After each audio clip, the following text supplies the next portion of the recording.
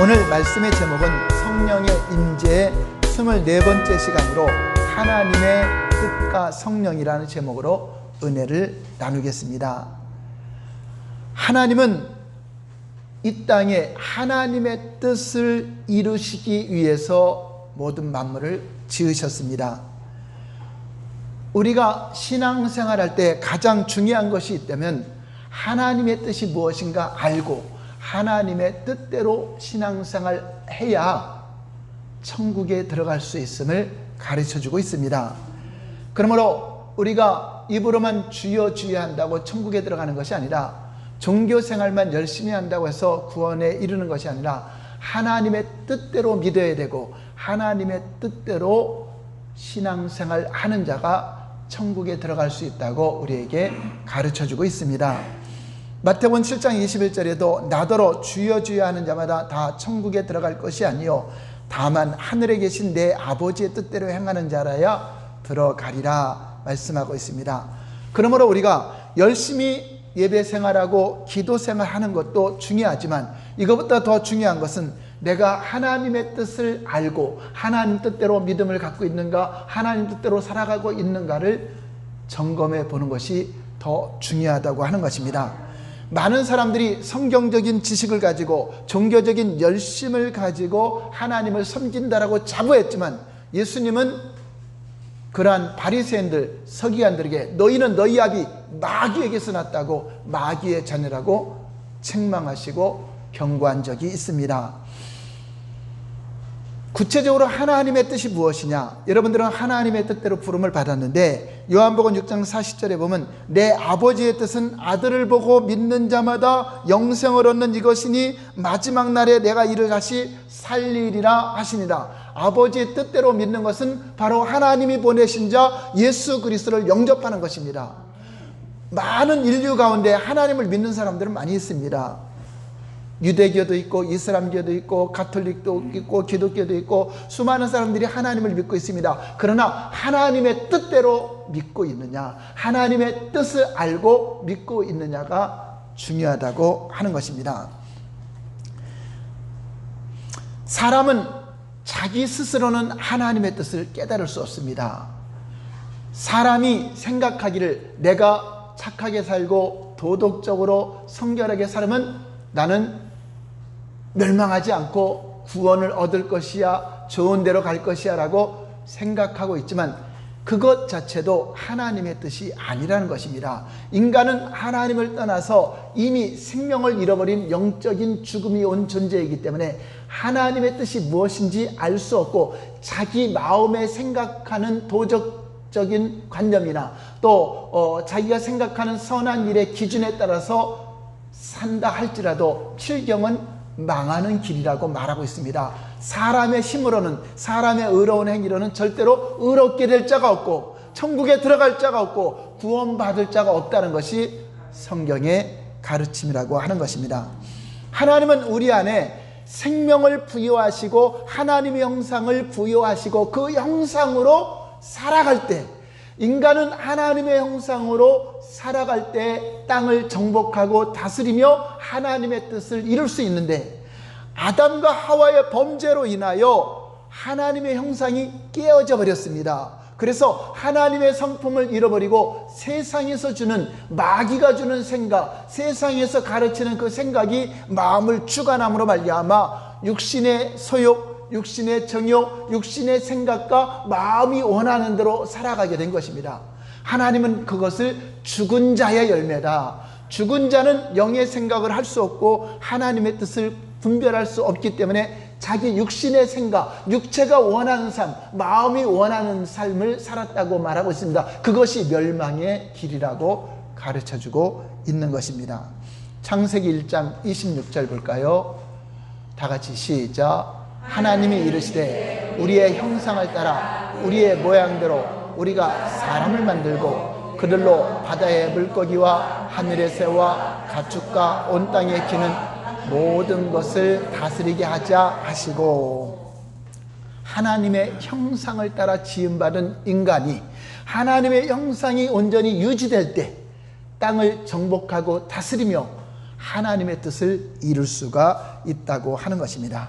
그러나 우리가 영적인 죽음이 왔다는 것은 하나님의 형상을 잃어버렸다고 말하는 것입니다. 하나님의 형상은 하나님의 성품을 말합니다. 하나님의 성품 안에, 하나님의 형상 안에 영원한 생명이 주어져 있다는 것입니다. 그러니까 형상을 잃어버렸다고 하는 것은 하나님의 생명을 잃어버렸다, 영생을 잃어버린 존재가 되었다고 말하고 있는 것입니다. 그러나 생명이 없는 세상에, 하나님의 형상이 잃어버린 이 세상에 하나님 아버지께서는 다시금 하나님의 형상을 보내주셔서 누구든지 그 형상을 영접하는 자마다 생명을 얻게 되고 그 생명으로 말미암아 영생을 얻는 길을 열어주셨습니다. 그래서 세상에 하나님의 형상으로 오신 분이 누구죠? 바로 예수 그리스도십니다. 예수 그리스도는 보이지 않는 하나님의 형상이요, 그 형상 안에 하나님의 생명을 가지고 세상에 오신 분입니다. 그래서 우리의 선한 행위로 생명을 얻는 것이 아니라 생명이신 그분을 영접할 때, 그분이 내 안에 있을 때 하나님의 형상이 드러나게 되고 하나님의 형상 안에 있는 생명으로 우리가 살아간다고 하는 것입니다. 그래서 성경의 결론은 아들이 있는 자에게 생명이 있고 아들이 없는 자는 생명이 없다라는 것입니다. 그러므로 아들, 하나님의 뜻으로 오신 그 예수 그리스도를 영접하지 않고 하나님을 아무리 잘 믿는다 할지라도, 유대교인들이 예수님을 거부하고 하나님을 잘 믿는다 할지라도 그들에게는 영원한 생명이 없기 때문에 멸망한다는 것을 말씀하고 있습니다. 그래서 우리가 다른 종교를 우리가 비방하고 비하시키는 것이 아니라 그 안에 생명이 없기 때문에, 오직 생명은 아들에게만 주셨고 그 아들로 오신 예수 그리스도만이 하나님의 형상 안에 있는 생명을 우리에게 부어줄 수 있기 때문에 기독교 예수 그리스도를 믿는 자만이 영생을 얻는다고 하는 것입니다.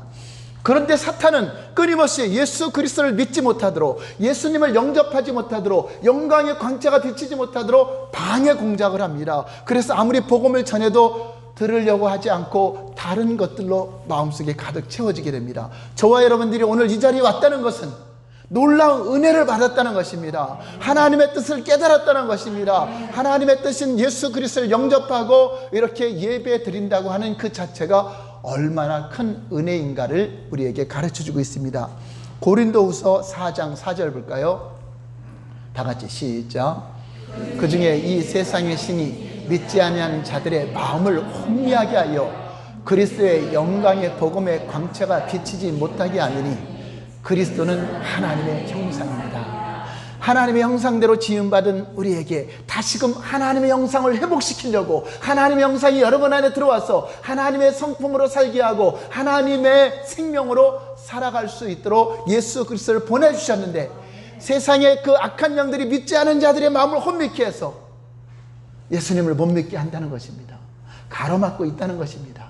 그럼에도 저와 여러분들은 예수 그리스도를 영접했습니다.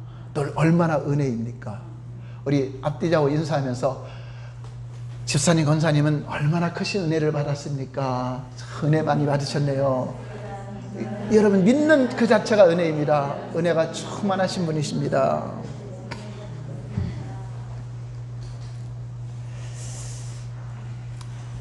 여러분, 씨는요 결국 열매를 맺습니다. 씨는 콩을 심어놓으면 콩의 열매가 나옵니다.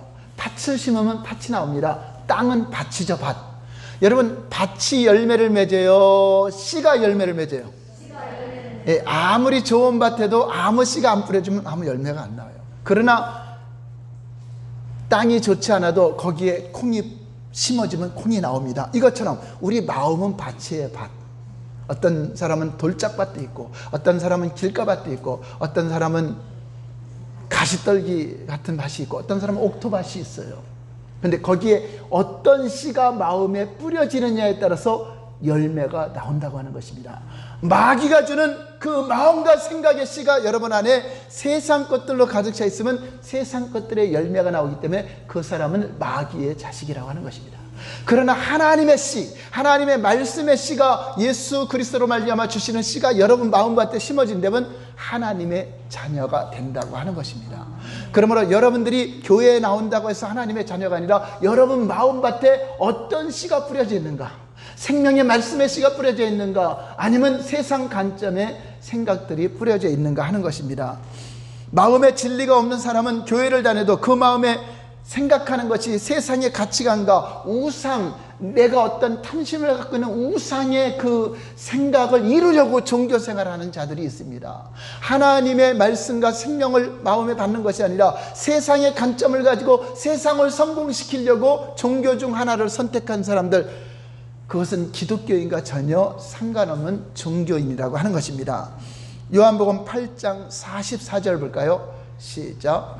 너희 아비 마귀에게서 났으니 너희 아비의 욕심대로 너희도 행하고자 하느니라. 그는 처음부터 살인한 자요 진리가 그 속에 없으므로 진리에 서지 못하고 거짓을 말할 때마다 제 것으로 말하나니 이는 그가 거짓말쟁이요 거짓의 아비가 되었습니다. 여러분, 진리는 예수님이 진리입니다. 그러나 예수님을 믿지 못하게 하고 예수님 말고 다른 것으로 여러분이 구원받고 다른 것으로 추구하는 그것은 다 거짓말이라고 하는 것입니다. 오직 하나님은 진리이신 예수님 한 분, 그분으로 말미암지 않고는 절대로 영생을 얻을 수 없고 구원을 받을 수 없게 하셨습니다. 그러므로 진리이신 예수 외에 다른 것을 내가 믿고 구원받는다, 이거 다 거짓말하는 자라고 하는 것입니다. 오늘 마귀의 자식들이 세상에 있는 것이 아니라 하나님을 믿는다고 하는 자들 가운데 마귀의 자녀가 있다는 것입니다. 바로 바리새인들, 서기관들에게, 그 당시의 종교 지도자들입니다. 그 당시에 굉장한 영향력을 줄 수 있는 그러한 스승의 이치입니다. 오늘날로 말하면 뭐 감독의 이치라든가 그런 어떤 목회자들의 그 지도자를 말하는 것인데, 예수님은 그들에게 너희는 마귀의 자녀다, 너희 속에 하나님의 생명이 없다, 그러므로 하나님의 뜻인 예수님을 영접하지 않고 거부하고 있다, 그러므로 너희는 마귀의 자녀라고 말하고 있는 것입니다. 우리가 예수 그리스도를 믿어서 하나님의 자녀가 된 것처럼 하나님 뜻대로 예수 그리스도를 영접하지 않고 다른 종교 생활하는 자들은 죄송하지만 다 마귀의 자녀가 된다고 하는 것입니다. 저는 처음에 교회 다니기 전에 마귀를 따르고 세상을 따르는 사람은 세상에 있는 사람들만 그런 줄 알았어요. 그런데 교회에 나오는 사람들 가운데도 마귀의 자녀가 있다는 것입니다. 무슨 말입니까? 여러분 안에 어떤 씨가 뿌려져 있느냐에 따라서 하나님의 자녀가 되기도 하고 마귀의 자녀가 되기도 한다는 것입니다.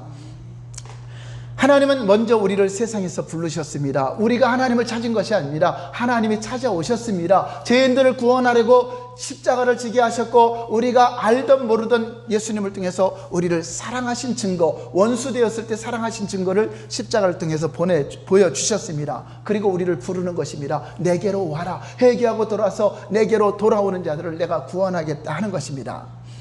그래서 저와 여러분들이 교회로 나오고 하나님께로 나온 것은 그 부르심에 응답을 한 것입니다.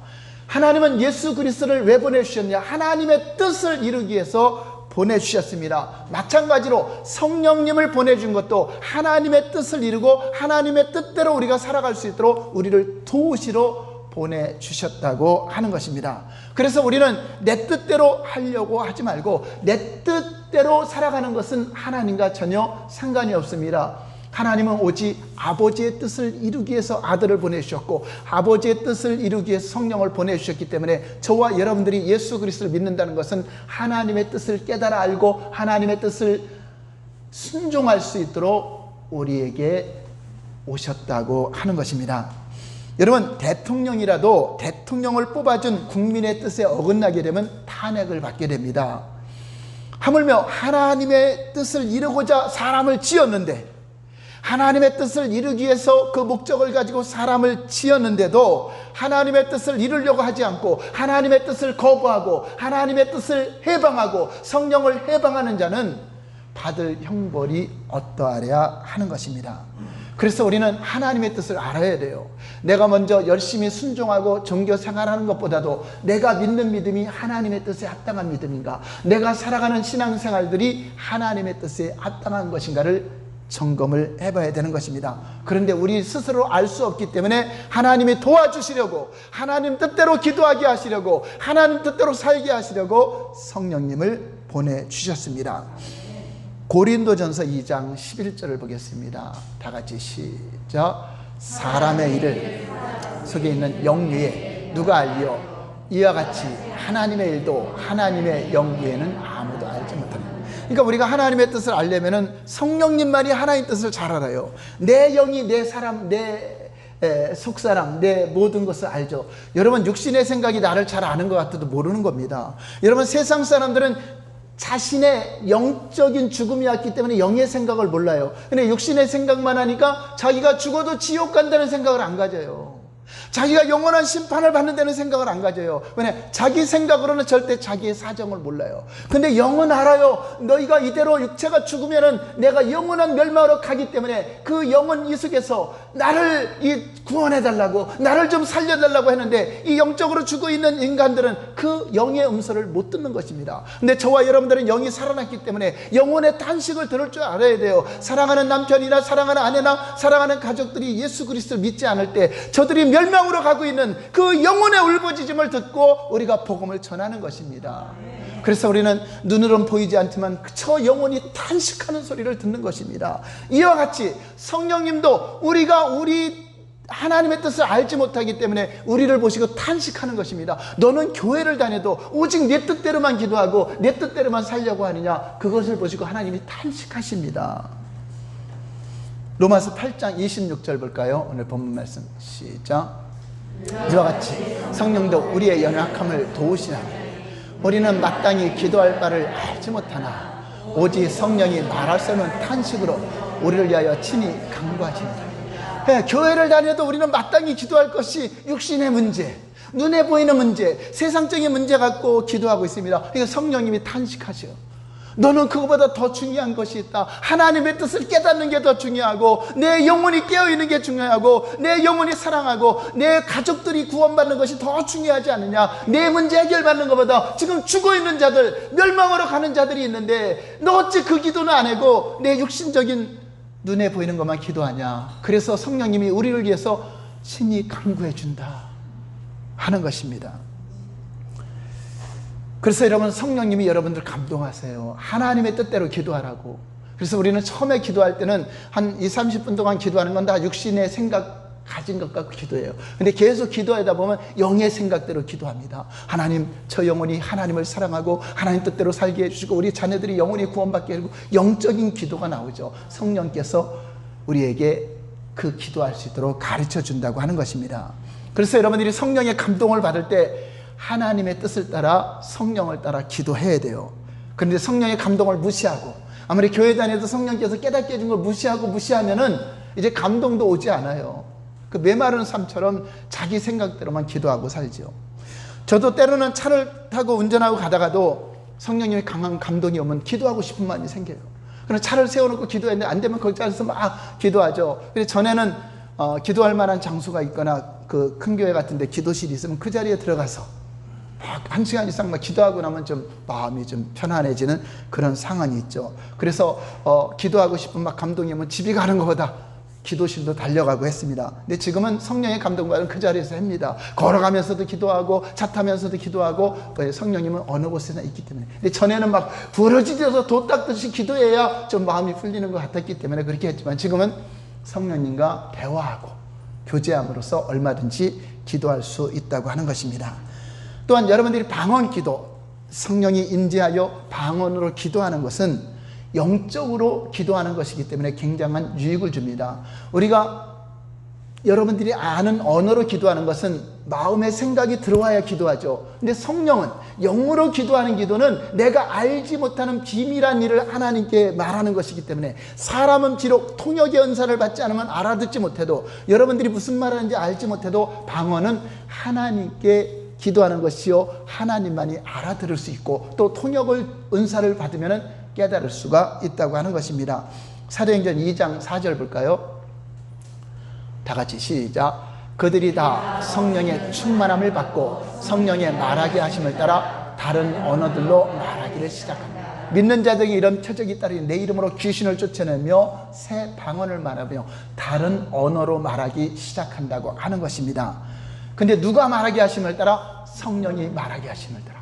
여러분들이 방언의 은사를 받아도 여러분들이 언제든지 방언 기도할 수 있으면 하는데 잘 안 하는 것은 성령의 충만한 상태를 유지하지 않고 있으면 방언 기도하는 거 잘 하기 싫어져요.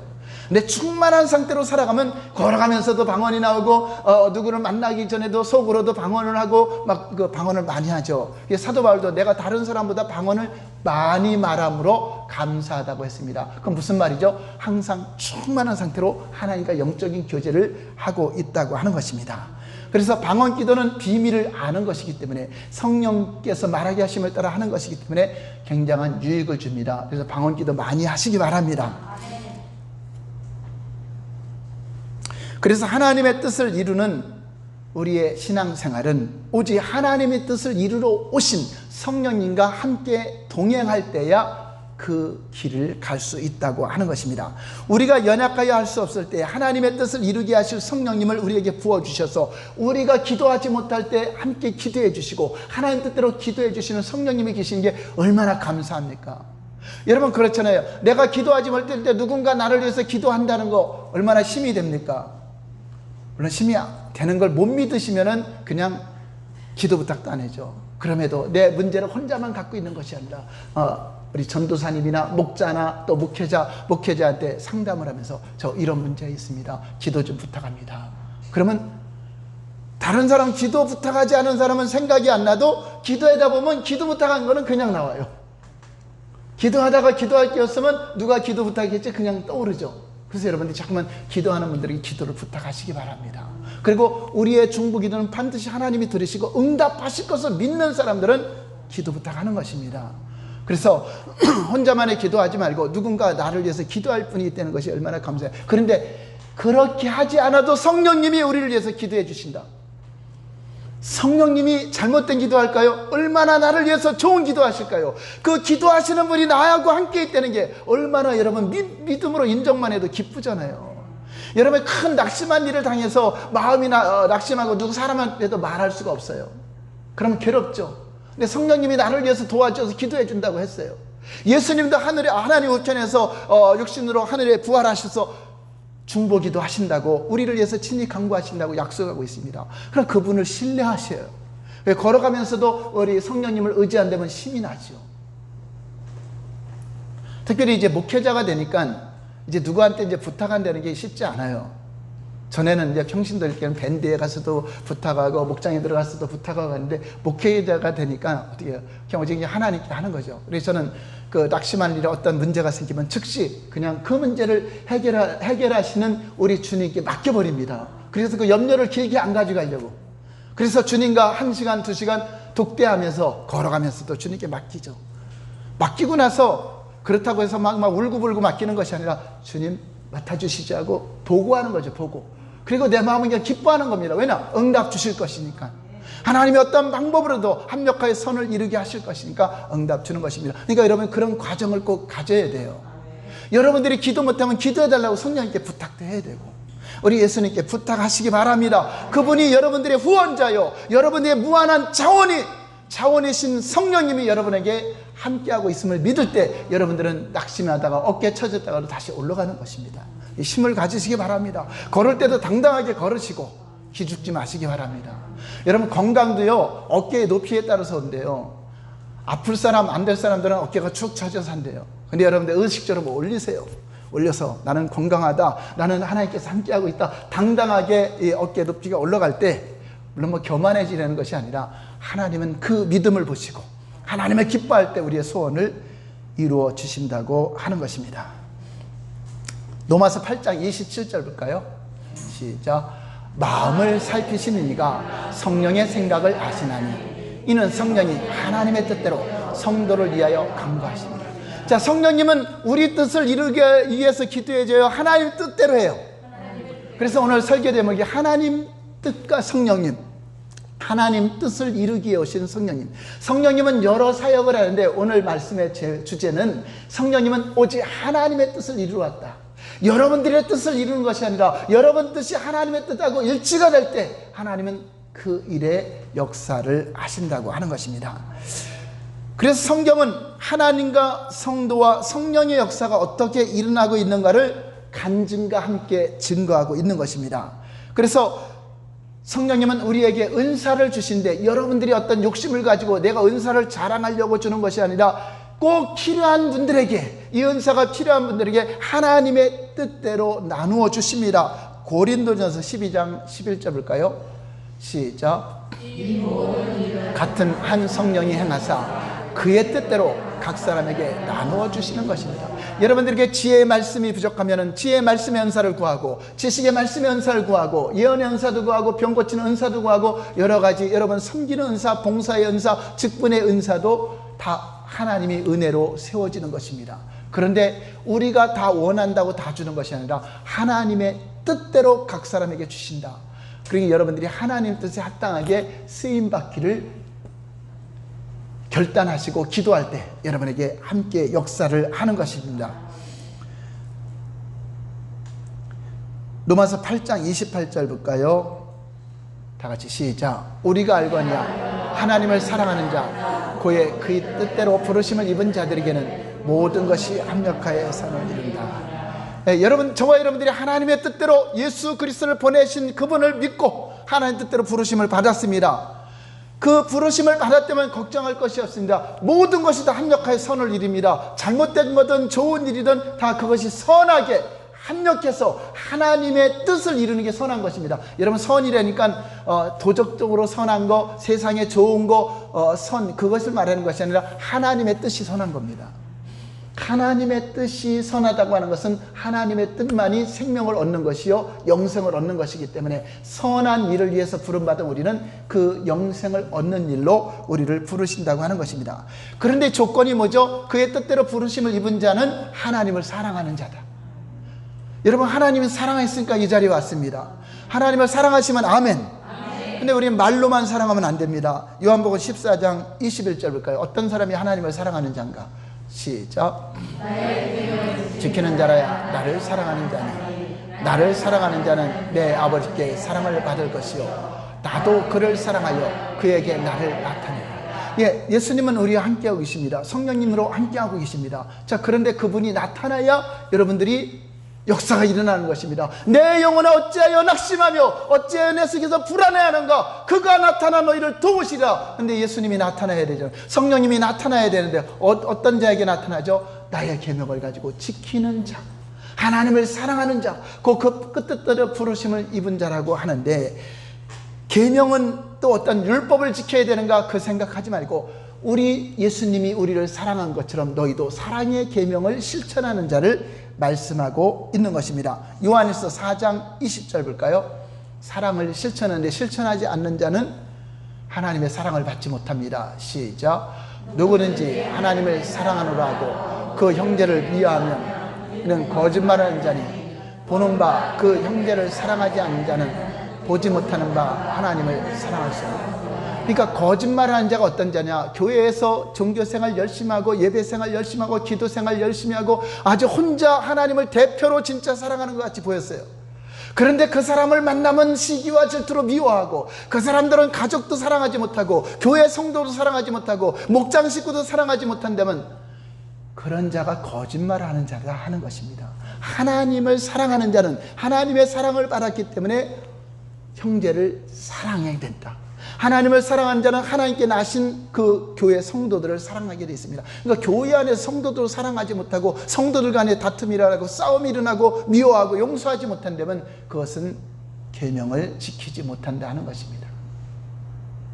그러니까 여러분들, 사람들 보기에 열심으로 종교생활하면서 열심으로 사람들에게 인정받기를 원하십니까? 하나님께 인정받기를 원하십니까?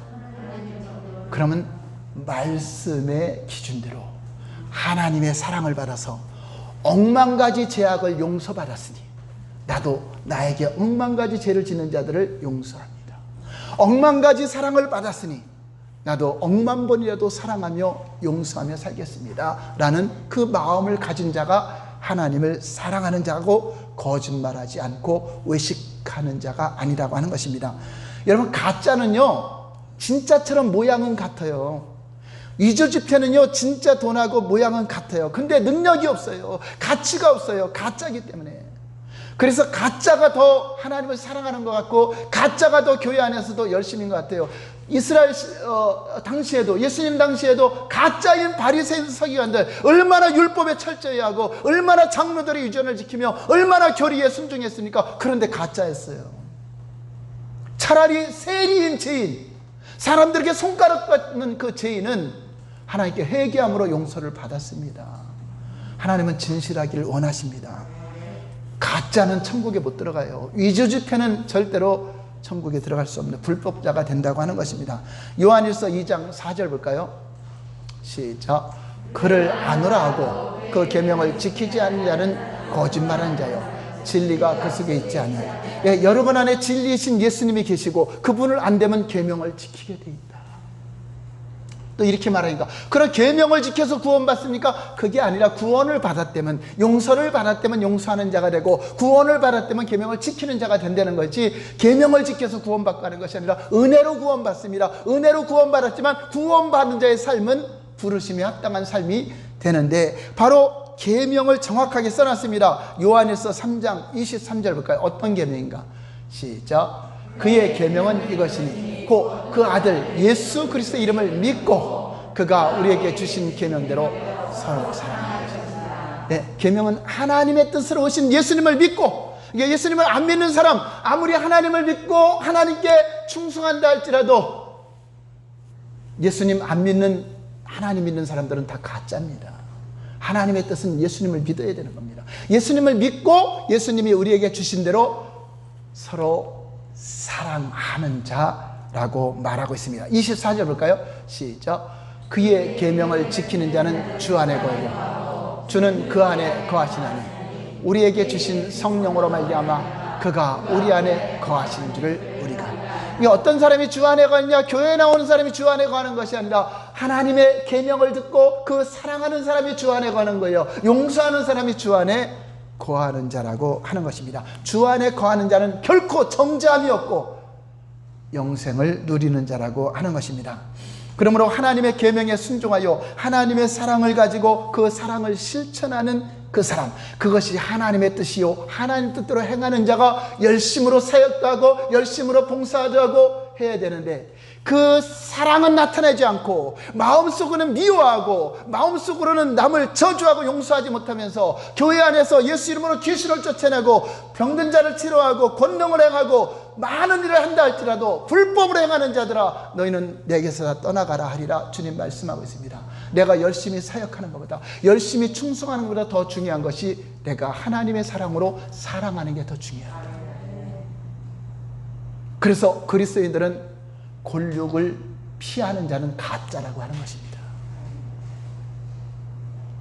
자기 가족도 사랑하지 못하는데 남을 사랑한다? 그 거짓말 하지 말라고 성령은 말하는 것입니다. 그래서 그리스도인들은 가장 먼저 여러분 가정을 사랑할 줄 알아야 돼요. 가정을 사랑한다니까 맨날 먹을 거 주고 뭐 돈 많이 벌어주고 그것이 아니라 그 영혼을 사랑해서 복음을 전하고 구원하고 그분이 안타까울 때 함께 울어주고 함께 기뻐하고 함께 도와줄 수 있는 사람. 가정도 사랑하지 못하는데 무슨 교회에 와서 남을 사랑한다고 거짓말하겠습니까? 그래서 예수를 믿으면 먼저 내 가정에서 사랑하는 자가 되고 섬기는 자가 되고 용서하는 자가 되고 교회 안에서도 사랑으로 품는 자가 되고, 또 교회 안에는 여러 사람이 많잖아요. 내 마음에 안 드는 사람 많잖아요. 그래도 그리스도의 사랑이니까 다 용납하고 대화로 해결하고 기도해 줌으로써 그를 사랑하는 것이잖아요. 그것이 안 되면서 여러분 아무리 자리만 채우면 뭐 할 겁니까? 아무리 집사가 되고 권사가 되고 장로가 되고 아무리 직분을 맡은들 가짜로 교회 다니는 것은 차라리 세상에서 자기 마음대로 살아가는 것보다 더 불쌍한 사람들이라고 하는 것입니다. 저는 그래요. 교회 다니면서 지옥 가는 사람이 세상에서 가장 불쌍한 사람이에요. 어차피 내가 영생을 얻을 것이고 어차피 내가 구원받기 왔다면 바로 알고, 여러분 일하는 것보다 더 중요하잖아요. 여러분 먹고 사는 것보다 더 중요하잖아요. 내 영혼이 진짜 생명을 얻었느냐, 내 영혼이 진짜 하나님 뜻대로 살고 있느냐, 이게 더 중요한데 여기에는 관심이 없고 이런 말씀을 듣는 데는 관심이 없고 세상 일에는 더 수많은 시간을 투자하면서, 여러분 영원이라는 시간에 비하면 이 세상은 점도 안 되는 시간입니다. 점도 안 되는 시간에 세상에 마음이 뺏기고 세상에 살다가 영혼을 잃어버리는 그 어리석은 사람이 얼마나 많습니까? 세상에서는 좀 내가 불이익을 당해도, 세상에서는 내가 형통함이 좀 없더라도, 예수 믿는 것 때문에 많은 어려움을 당하고 한다 할지라도 내가 내 영혼이 살아나는 이 신앙에 대해서는 내가 정확하게 알아야 되겠다, 내가 바로 믿어야 되겠다, 이런 열정을 가져야 되잖아요. 기도하는 데는 내가 더욱더 힘써야 되겠다, 우리 주님과 교통하고 내가 하나님을 만나봐야 되겠다, 내가 하나님 뜻대로 살아야 되겠다. 여러분, 이거 생각하지 않는다면 여러분들이 영혼을 사랑하는 겁니까? 특별히 이런 때, 코로나19나 이런 때도 여러분들이 신앙을 점검받을 때입니다. 여러분 혼자 있을 때, 여러분 혼자 어느 곳에 있을 때 진짜 하나님을 믿고 그분을 경외하고 있는가? 그분 말씀대로 내가 사랑하려고 하고 있는가? 그분 말씀대로 내가 용서하려고 하고 있는가? 그렇잖아요. 용서 못하고 내가 정죄받아 지옥 가는 것보다 차라리 나를 억만가지 죄악을 나한테 한다 할지라도 그걸 용서해주고 천국 가는 것이 가치가 작습니까? 가치가 비교가 안 되기 때문에 용서하는 겁니다. 우리가 구원받은 영생은 가치가 너무나 크기 때문에 세상의 일들은 작게 보이는 겁니다. 여러분 그랬잖아요. 몇 조 원 갖고 왔다 갔다 하는 사람이 100만 원 때문에 열받을 일이 있어요? 수십 조 원을 여러분 감당하는 사람이 몇 천만 원 때문에 고수하고 싸우겠습니까? 그렇지 않잖아요. 그 작은 것 때문에 열받아서 잠도 못 자고. 그리스도인들은 그게 아니잖아요. 때로는 여러분 전 재산을 손해본다 할지라도, 때로는 여러분 목숨을 내놓는 할지라도 내가 예수 믿는 가치가 얼마나 크기 때문에, 영생을 하는 가치가 얼마나 크기 때문에 그것을 용서하고 죽어가면서도 그 사람을 축복해 주면서 죽는 게 그리스도인입니다. 여러분 그 임마누엘 정신 한번 읽어보세요. 누군가 나를 욕하고 나를 핍박하고 나를 죽이려 할 때 우리는 도리어 그를 축복해 주고 죽는다. 그게 하나님을 믿는 사람입니다. 하물며 죽는 것도 아닌데 용서를 못해. 죽는 것도 아닌데 조그만 일 갖고, 여러분 그릇이 요만하지 말고 큰 그릇을 가지세요. 여러분 재벌 회장님 아들이 월세방 때문에 고민하겠습니까? 그 때문에 고민하지 않잖아요. 여러분 크게 생각하는 가치에 따라서 하나님이 우리를 이끌어 간다고 하는 것입니다. 에베소서 4장 1절 3절 볼까요? 하나님은 우리를 부르심이 합당한 삶을 살게 했는데 어떤 것이 부르심이 합당한 삶인가? 시작. 그러므로 주 안에서 갇힌 내가 너희를 권하노니 너희가 부르심을 받은 일에 합당하게 행하여 모든 겸손과 온유로 하고 오래 참음으로 사람 가운데서 서로 용납하고 평안에 매는 줄로 성령이 하나 되게 하신 것을 심사해. 예, 부르심에 합당한 삶은 겸손한 삶, 온유한 삶, 오래 참고 사람 가운데 용납하는, 또 평안에 그 매는 것을 심사지키는 삶, 이게 바로 성령의 열매잖아요. 이게 무슨 말입니까? 하나님의 형상으로 살아가는 것이죠. 부르심을 받기 전에는 내 생각대로 내가 옳은 대로 말하고 생각했지만, 이제 부르심을 받고 예수님을 영접해 보니까 내 안에 그리스도의 온유, 그리스도의 겸손, 그리스도의 사랑이 나타나는 그 사람이 예수 믿는 사람입니다. 예수 믿는 것 때문에 내가 먹을 거 있으면 감사하고 입을 거 있으면 감사하잖아요. 한번 여러분 큰일 당하면 얼마나 작은 일 갖고 열받지 않습니다.